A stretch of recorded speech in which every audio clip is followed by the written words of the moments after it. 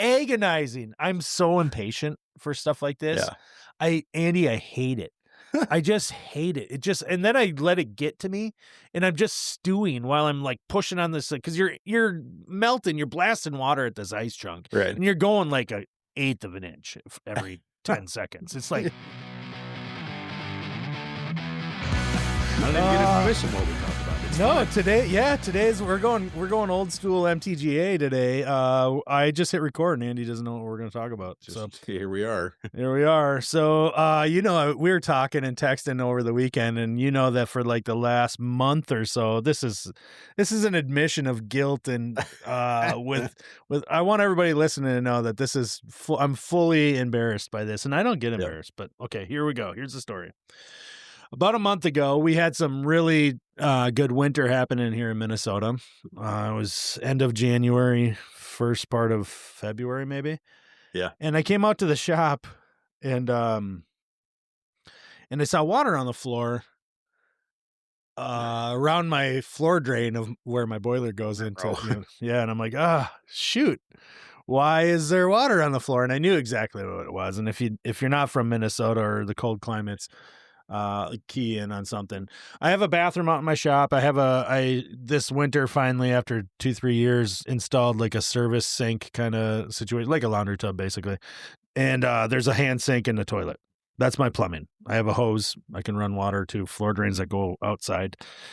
But I'm hooked up to the septic that runs over to my house, about 80 feet. I got water and septic. I come out and there's water above the floor drain cover, and I'm like, oh crap.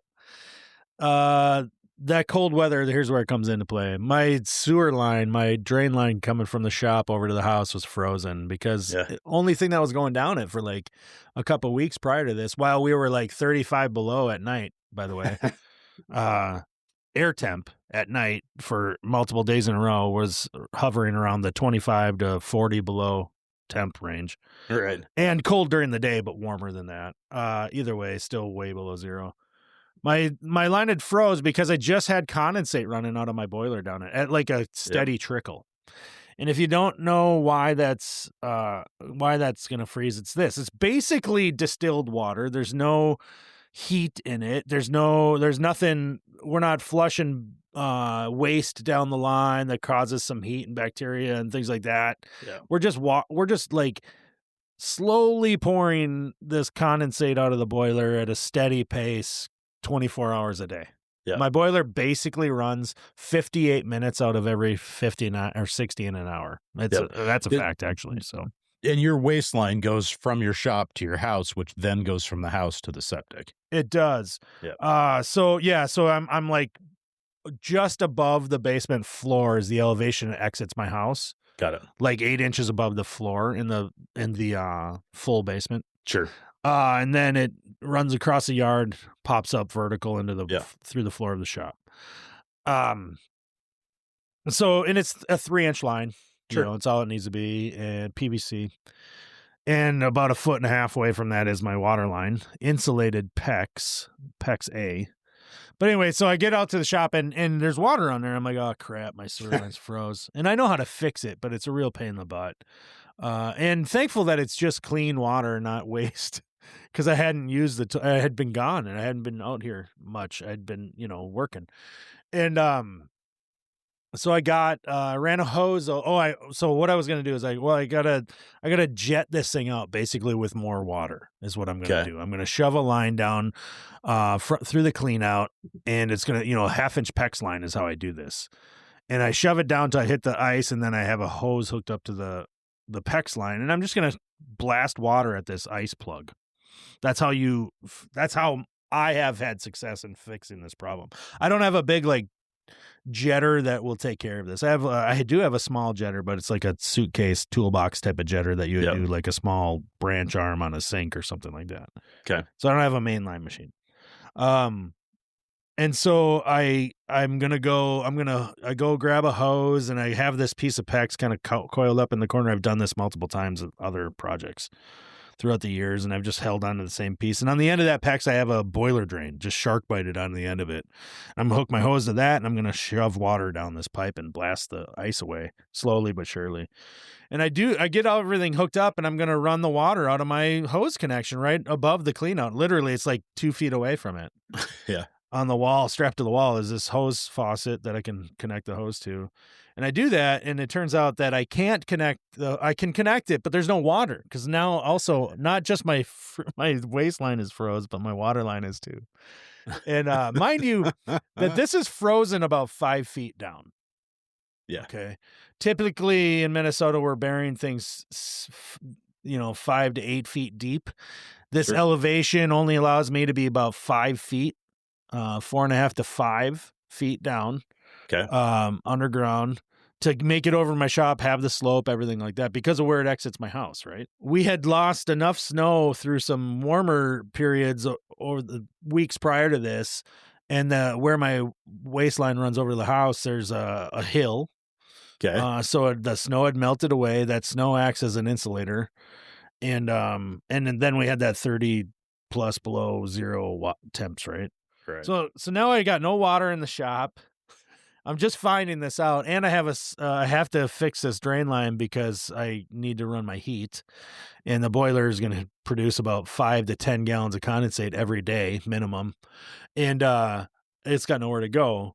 So I'm like, oh crap, I got to run a hose over from the house, right?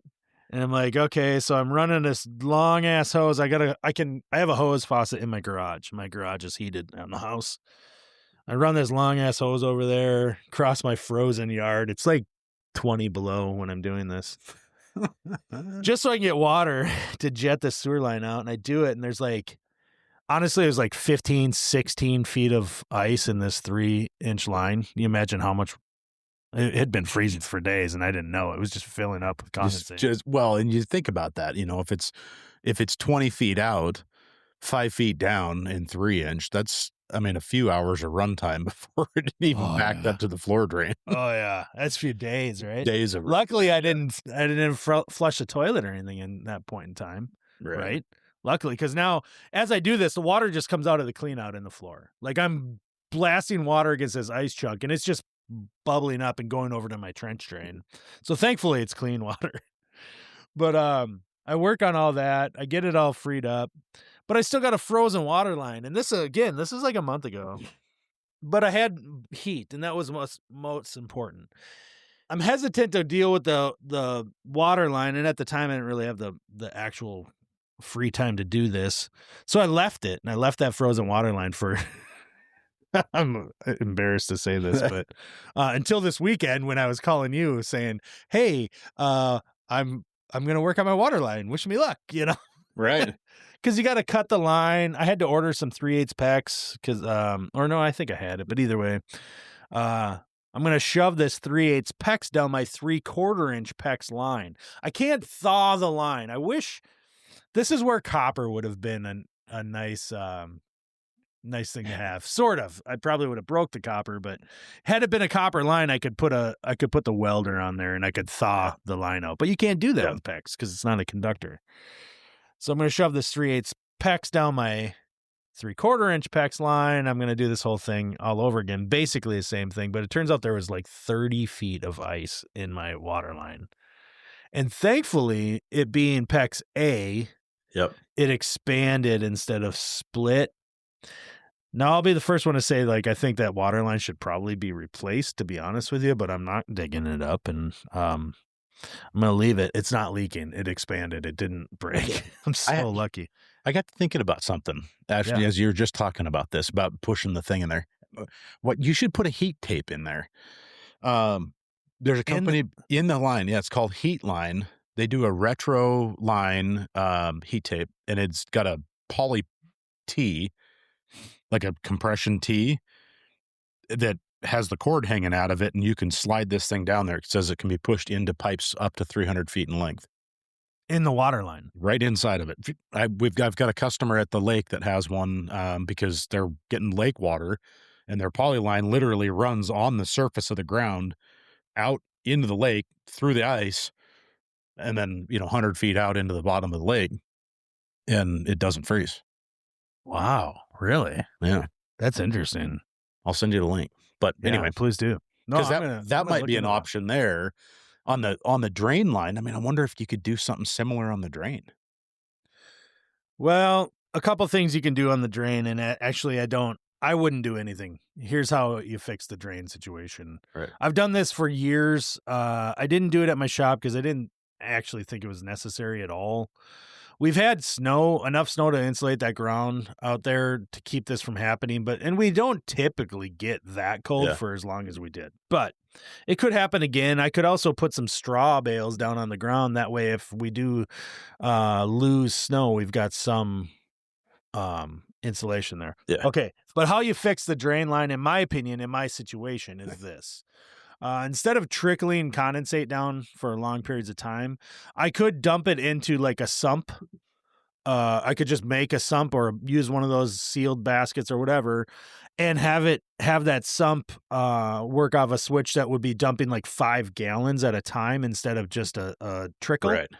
That's what we've done for years. I don't think I invented it. I don't know where I got the idea, but probably 20 years ago is the first time I ever did it. Because I have a lot of houses or a lot of customers that have like lake homes or second, cabins up north, an hour away. They're not there but they have heat kind of thing. Yep. And they'll freeze the line out to the septic, or they'll freeze right as it goes into the septic. That's like the most common spot in this scenario. It's not usually the line itself, but then it'll back up and you got flooding and you got no heat. And in either way, you have to fix it. So I've combated that in these houses that kind of are susceptible to it by using like who makes it, like Liberty? Yeah. Those little under sink sump. Yeah. The little under sink sump situations. They're not made for condensate water unless you're going to neutralize it. But honestly, I'm not worried about it as much as you might think. It's just going to last just fine. Yeah. A lot of these things have a thermal plastic housing around there. It's cheapo pump inside of them, but you're literally just filling like 2, 3, 5 gallons of water, and then it turns on and dumps out once. That's not going to freeze. That's going to typically be okay. Yeah. So, yeah. So on Sunday, let's make this a little longer. Sunday, I'm agonizing. I'm so impatient for stuff like this. Yeah. Andy, I hate it.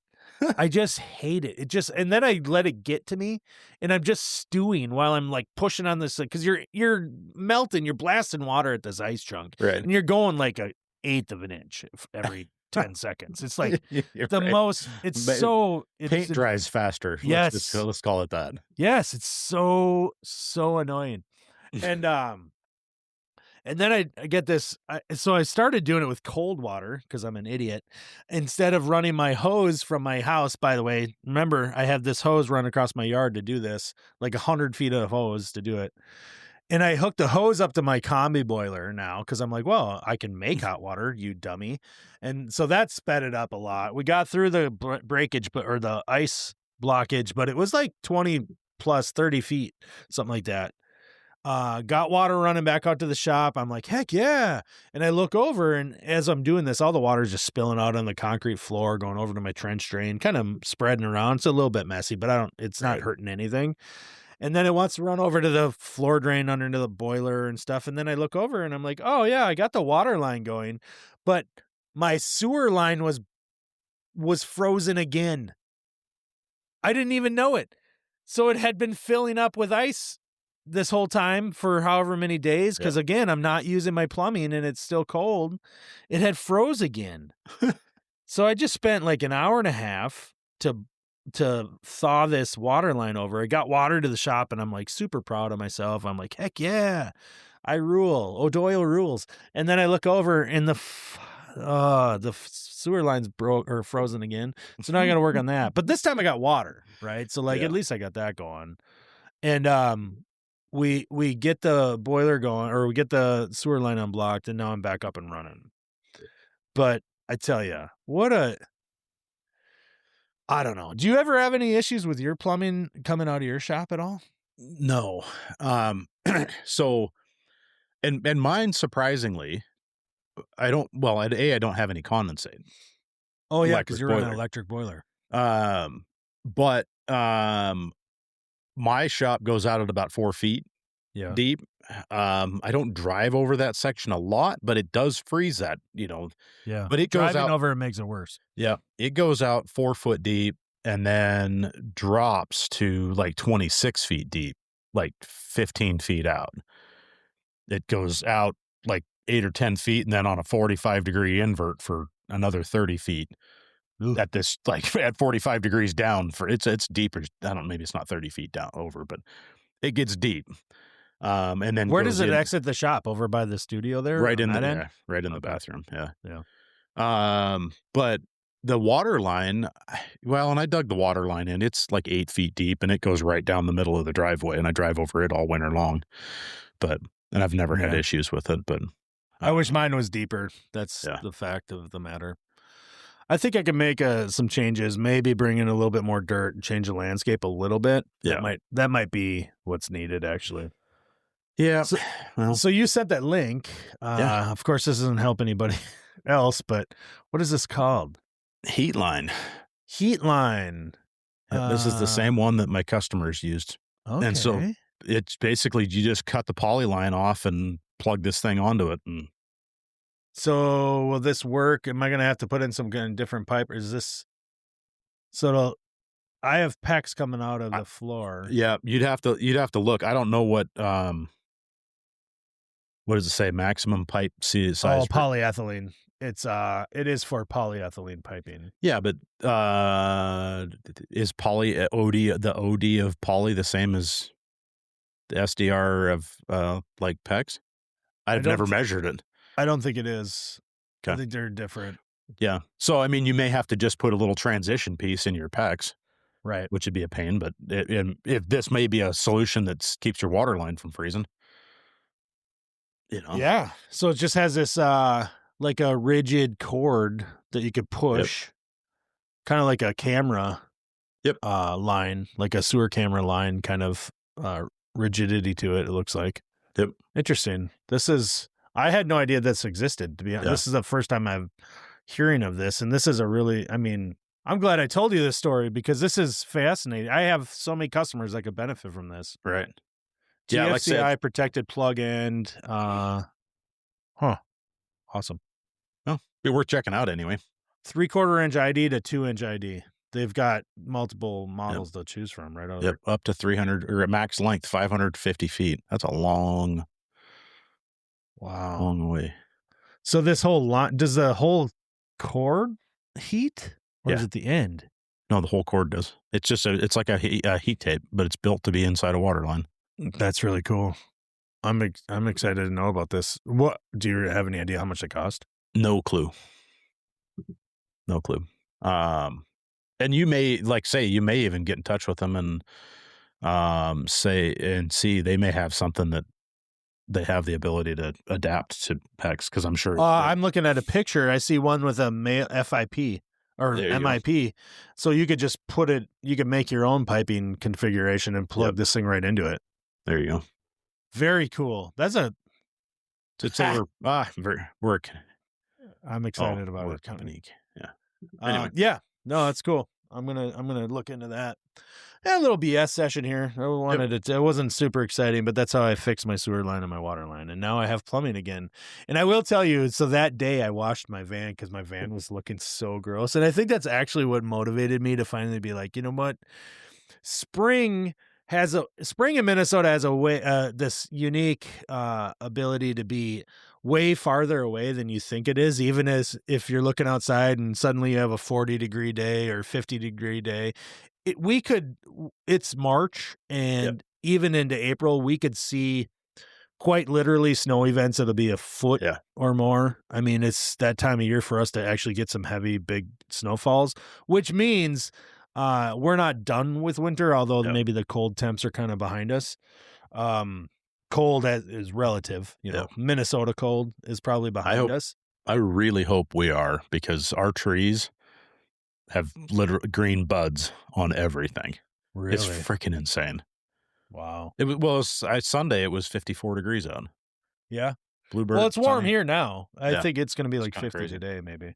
So, But yeah, and by the way, I just looked on other products. This company, Yeah. they have a retro DWS internal self-regulating tubular heating system used for reliable pipe freeze protection of non-pressurized drain, waste, and sewer pipes. Huh. So I guess in So the worst of it, I could shove this down my done. waistline too and be fine. Throw one down the waistline and throw one down the water line, and away you go. If it becomes a problem, this is to know. I will absolutely consider it for the water line. Yeah. The waistline one makes me nervous. Like, is it going to clog up? But probably not. Yeah. I mean, I'm sure there's that potential. Yeah, I guess. Why wouldn't there be? But if the reality of it is if you run it from October to March, pull the thing back out, whatever, right. Rinse it off, hose it down, wipe it down, unplug it, store it for the winter or the summer, and I don't know. Yeah. Good thought anyway. But no, I agree with you. This is cool. It's good to know. Yep. All right, dudes. Take it easy. Later.